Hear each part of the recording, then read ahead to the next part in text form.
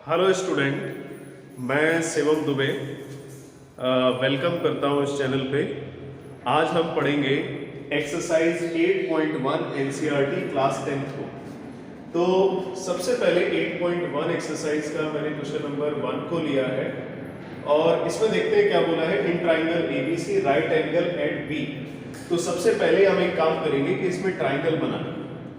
तो एक ट्राइंगल बना लेते हैं। ट्राइंगल ABC बोला है, राइट एंगल B पे बोला है, तो राइट एंगल हम B पे बना लेते हैं। इसके बाद AB बोला है कि 24 सेंटीमीटर है, तो AB को 24 दे दिया। BC बोला है 7 है, तो BC को 7 दे दिया।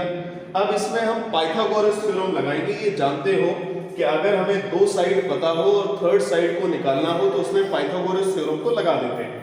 तो पाइथागोरस थ्योरम को लगा दिया इसमें। AC square is equal to AB square plus BC square. इसके बाद AC square is equal to AB square था 24 और BC था 7 square. AC square is equal to 24 का स्क्वायर पता होना चाहिए सबको, 576 प्लस 49। और जब हम AC square is equal to इसको ऐड करेंगे 625 होगा, तो AC हमें यहाँ से 25 सेंटीमीटर मिल जाएगा।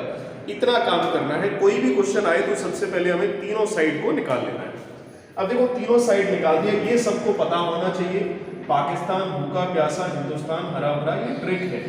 पाकिस्तान यानी ये साइन की तरफ से है ना, ये कॉस है और ये टेन है। नीचे की तरफ से देखेंगे तो कॉसेक है और ये सेक है और ये कॉट है ना। साइन का रेसिप्रोकल कॉसेक होता है, उल्टा होता है।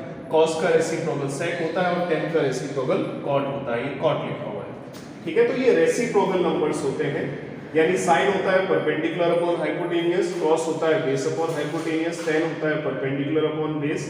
कॉसेक को हम उल्टा करके बोल देंगे हाइपोटेनियस अपॉन परपेंडिकुलर, सेक को बोल देंगे हाइपोटेनियस अपॉन बेस और कॉस को बोल देंगे बेस अपॉन परपेंडिकुलर, ठीक है। अब हम इसका सॉल्यूशन देखते हैं फर्स्ट पार्ट का। मुझे लग रहा है इतनी बातें समझ में आ गई। अब देखो साइन ए निकालना है हमें, तो sine A is equal to, बहुत अच्छी तरह से जानते हो कि साइन ए जो होता है वो परपेंडिकुलर अपॉन हाइपोटेनियस होता है। ए को देखते हैं हम साइन ए। अब देखो एंगल के सामने वाली साइड हमेशा परपेंडिकुलर होती है, पास वाली साइड बेस होती है और 90 का ऑपोजिट हाइपोटेनियस होता है। तो साइन ए क्या है, परपेंडिकुलर अपॉन हाइपोटेनियस। अब इस पे ध्यान देना है थोड़ा कि परपेंडिकुलर ए के करस्पॉन्डिंग सामने वाली साइड है क्या है 7, और हाइपोटेनियस क्या है, जो ऑपोजिट साइड है 90 डिग्री का हाइपोटेनियस है 25 सेंटीमीटर, जो हम लोगों ने कैलकुलेट कर लिया है। तो ये 7/25 आ गया। अब हम ऐसे ही कॉसे निकालेंगे। कॉसे जानते हो, देखो बेस अपॉन हाइपोटेनियस होता है, तो ए के करस्पॉन्डिंग हम देखेंगे पास वाली जो साइड होती है वो बेस होती है, तो बेस है 24 और हाइपोटेनियस 90 का ऑपोजिट होता है वो 25। तो इस तरह से हमने फर्स्ट के आंसर निकाल दिया। अब सेकंड को देखते हैं, साइन सी। तो सबसे पहले हम सी एंगल को देखेंगे, एंगल सी, और फिर देखते हैं कि फॉर्मूला कौन सा लग सकता है, परपेंडिकुलर अपॉन हाइपोटेनियस। तो साइन सी के करस्पॉन्डिंग परपेंडिकुलर सामने वाली साइड 24, हाइपोटेनियस 90 का ऑपोजिट 25। ये आंसर निकल आते हैं, ज्यादा टाइम नहीं लगेगा अगर फॉर्मूले पता है। इसके बाद कॉस सी आता है। कॉस सी होता है बेस अपॉन हाइपोटेनियस। सी के करस्पॉन्डिंग बेस पास वाली साइड होती है और हाइपोटेनियस 90 का ऑपोजिट होता है 25। तो ये इस तरह से हम लोगों ने आंसर निकालिए फर्स्ट के। अब चलते हैं सेकंड वाले क्वेश्चन पे। अब देखो मैंने बताया था कि अगर हमें दो साइड पता हो तो इसमें हम पाइथागोरस थ्योरम लगा के थर्ड साइड को निकाल लेते हैं, ठीक है। ट्रिग्नोमेट्रिक रेशियो की जब भी वैल्यू निकालो, ये ट्रिग्नोमेट्रिक फंक्शंस की जब भी वैल्यू निकालो, तो पहले पाइथागोरस थ्योरम का यूज करके तीनों साइड को निकालो। अगर तीनों साइड पता है तो कोई दिक्कत नहीं। तो अब हम क्या करेंगे, इसमें tan p minus cot r को निकालना है। तो पहले हम tan p निकालेंगे, फिर cot r निकालेंगे, फिर दोनों को माइनस करेंगे। तो पहले हम लिख लेते हैं tan p minus cot r, है ना। तो tan p एंगल p के, अच्छा tan p होता क्या है, परपेंडिकुलर अपॉन बेस होता है ना। तो p के लिए परपेंडिकुलर क्या है, ये वाली साइड है, QR साइड है। अगर मुझे बताओ पाइथागोरस थ्योरम से जानते हो तो क्या ये 5 आ जाएगा, लेकिन मैं थोड़ा जल्दी से इसको दिखा देता हूँ कैसे आएगा। PR square is equal to PQ square plus QR square. So PR 13 square है और PQ 12 स्क्वायर है, और QR हमें निकालना था जो मैंने अभी लिख दिया है 5, लेकिन कैलकुलेट करोगे तो 5 ही आएगा। 169 और 12 का स्क्वायर 144 है, मैं डायरेक्ट लिख देता हूं इसको, ठीक है। तो QR को हम निकाल सकते हैं root of 25, then we get the value of QR which is 5 centimetre. तो tan P अभी मैंने बताया परपेंडिकुलर अपॉन बेस होता है। एंगल P पे थोड़ा ध्यान दो, एंगल P का जो परपेंडिकुलर है यानी ऑपोजिट साइड क्या होगा, 5 होगा, है ना। मैं पहले लिख लेता हूं आसानी के लिए, परपेंडिकुलर अपॉन बेस होगा, और कॉट क्या होता है, tan का उल्टा होता है, तो बेस अपॉन परपेंडिकुलर होगा, ठीक है। P एंगल के करस्पॉन्डिंग हमें देखना है, इस पे ध्यान देना। तो P एंगल के लिए परपेंडिकुलर मैंने बताया था ऑपोजिट साइड होती है, बेस क्या होता है, एंगल के पास वाली साइड होती है। अब R पे आ जाते हैं, ये R वाला एंगल है, तो एंगल R के लिए बेस पास वाली साइड होगी, है ना, और परपेंडिकुलर जो होगा वो सामने वाली साइड होगी। ये तो बिल्कुल सेम हो गया, तो ये कैंसिल हो गया। इस तरह से मेरे सेकेंड क्वेश्चन का जो आंसर है वो 0 आ गया। अब आगे चलते हैं, तो थर्ड क्वेश्चन को देखते हैं। साइन ए क्या होता है, परपेंडिकुलर अपॉन हाइपोटेनियस। अभी मैंने फर्स्ट वाले क्वेश्चन में बताया था। तो मैंने जैसा बताया था कि अगर हमें ट्राइंगल की दो साइड पता है तो थर्ड साइड को निकालना है। एंगल ए, इस एंगल पे थोड़ा ज्यादा ध्यान देना, और एंगल ए के लिए ये क्या है, परपेंडिकुलर है, तो एंगल ए का जो ऑपोजिट साइड होता है वो परपेंडिकुलर होता है, और 90 का जो ऑपोजिट होता है वो हाइपोटेनियस होता है। तो ये ए, बी और सी मैंने बना लिया। अब 3 हमें इसमें परपेंडिकुलर पता है, 4 क्या पता है, हाइपोटेनियस पता है। बेस को हम निकाल देते हैं। बेस को निकालने के लिए AC square is equal to AB square plus BC square आएगा। तो AC स्क्वायर 4 स्क्वायर है, AB स्क्वायर कितना है पता नहीं है, फाइंड करना है, और BC कितना है 3 स्क्वायर है। तो 16 is equal to AB square plus 9 आएगा। तो AB इज इक्वल टू हम निकाल देंगे रूट ऑफ 7।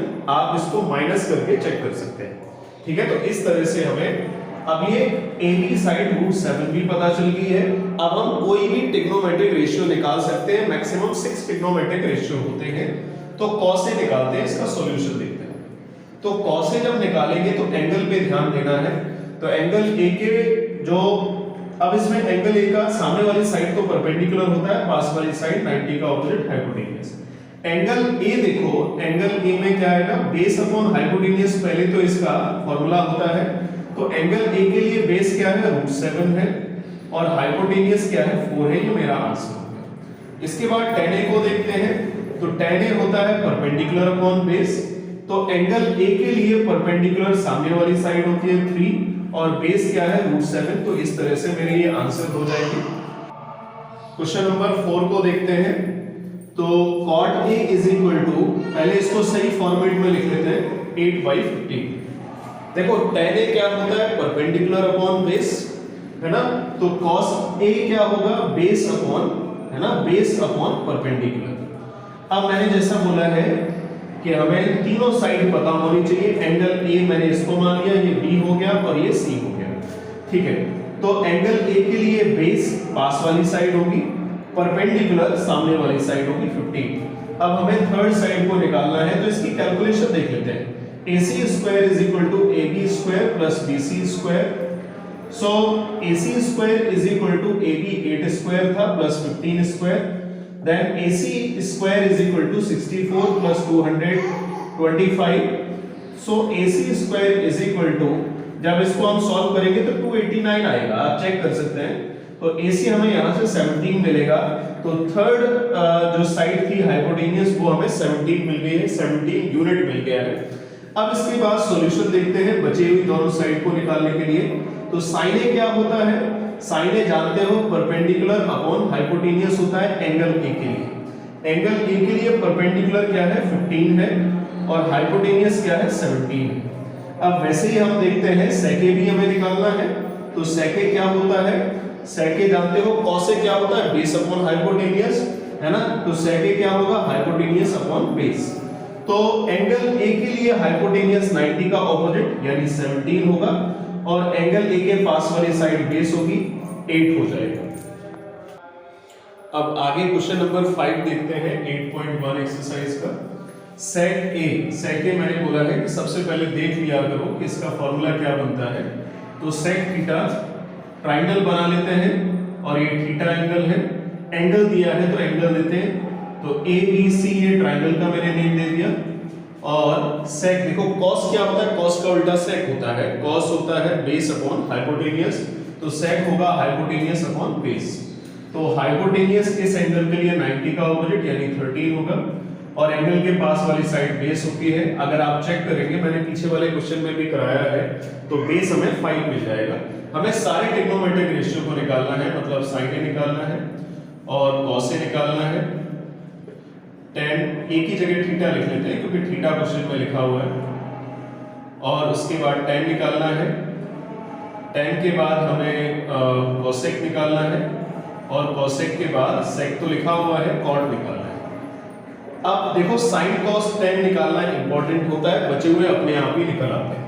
तो sin होता है perpendicular upon hypotenuse, theta angle के लिए परपेंडिकुलर क्या है 5 है और हाइपोटेनियस कितना है 13। cos में आ जाते हैं, sec का ही रेसिप्रोकल होता है तो सीधा ही लिख सकते हो 12/13। tan निकाल सकते हो, चाहो तो एक बात याद रखना कि tan थीटा जो बना होता है वो sin theta upon cos theta से बना होता है, यानी दोनों को डिवाइड करेंगे हमें tan थीटा मिल जाता है। तो चाहो तो फॉर्मूले से भी निकाल सकते हो, tan थीटा क्या होता है परपेंडिकुलर अपॉन बेस, ठीक है। तो थीटा एंगल के लिए सामने वाली साइड जो है वो परपेंडिकुलर है और एंगल के पास वाली साइड बेस है। अब cosec sec sin का रेसिप्रोकल होता है, cosec sin का रेसिप्रोकल होता है, तो ये 5/13 sin था तो cosec हो जाएगा 13/5। ऐसे ही tan का रेसिप्रोकल cot होता है, तो केवल हमें 3 के लिए मेहनत करना है और बचे हुए अपने आप ही आ जाएंगे। वैसे मेरे हिसाब से और थोड़ा दिमाग लगाओ तो केवल 2 के लिए ही निकालना होता है, एक तो दिया होता है उसी को हम पलट देते हैं, रेसिप्रोकल कर देते हैं। तो tan का उल्टा क्या है 12/5 हो जाएगा। इस तरह से हम सारे ट्रिग्नोमेट्रिक रेशियो को निकाल सकते हैं। क्वेश्चन नंबर 6 को देखते हैं। इसके देखो कई टीचर कई मेथड बताते हैं, लेकिन मैं इसका सबसे सिंपल मेथड बताऊंगा। तो सबसे पहले हम इसको ट्राइंगल को लेते हैं, ट्राइंगल लेना ही है। ट्रिग्नोमेट्री एक ऐसा कॉन्सेप्ट है जो एंगल को साइड से कनेक्ट करता है, साइड को एंगल से कनेक्ट करता है, ठीक है। अगर हमें साइड पता हो तो एंगल निकाल लेंगे, एंगल पता हो तो हम साइड को निकाल सकते हैं।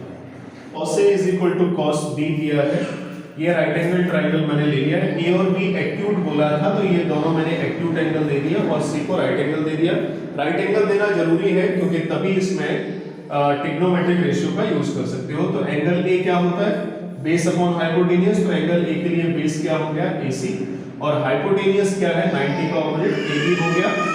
अब cos B अगर हम चेक करें तो cos B में देखो बेस क्या है एंगल के पास वाली साइड, और हाइपोटेनियस क्या है AB, AB से AB कैंसिल हुआ तो AC इज इक्वल टू हमें BC मिल गया। दो साइड इक्वल आ गई और 90 डिग्री था, इसका मतलब ये क्या है isosceles right angle triangle. So that is ACB is an isosceles right angle triangle। तो ये एक आइसोसेलेस राइट एंगल ट्राइंगल हो गया। तो आइसोसेलेस राइट एंगल ट्राइंगल है, दो साइड इक्वल है राइट एंगल ट्राइंगल में, तो उनके दो साइड इक्वल है तो ऑपोजिट एंगल भी इक्वल हो जाएंगे। तो AC का ऑपोजिट एंगल एंगल B है और BC का ऑपोजिट एंगल एंगल A है। तो इस तरह से हम इस प्रूफ को निकाल सकते हैं। और देखो अगर दो एंगल इक्वल हैं तो इसका मतलब अगर एक 90 है दोनों एंगल इक्वल है तो वो 45 होनी चाहिए, ऐसा बोला नहीं है। तो इस तरह से मेरा ये फाइनल आंसर